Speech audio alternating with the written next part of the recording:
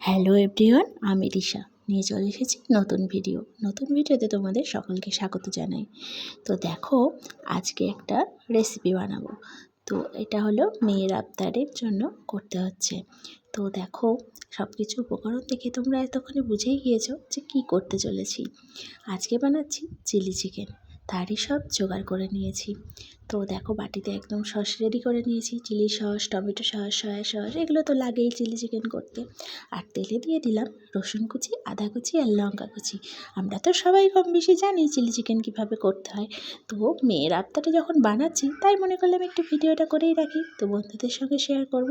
তো দেখো, একটু ভাজাভাজি করার পরেই আদা, পেঁয়াজ আর ক্যাপসিকাম কুচিটা দিয়ে দিলাম।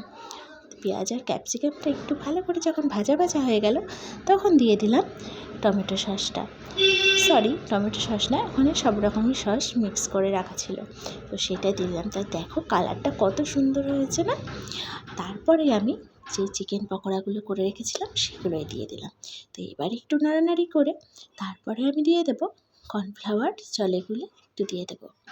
তাহলেই তো আমাদের চিলি চিকেন রেডি হয়ে যাবে একটু ফুটিয়ে নিলে। তো তোমাদের ভিডিওটা কেমন লাগলো অবশ্যই কিন্তু লাইক কমেন্ট করতে ভুলো না। শুভ দুপুরের শুভেচ্ছা জানাই সকলকে। সবাই ভালো থেকো, সুস্থ থেকো। আর ভিডিওটি ভালো লাগলে অবশ্যই লাইক কমেন্ট করে পাশে থেকো। ধন্যবাদ সকলকে।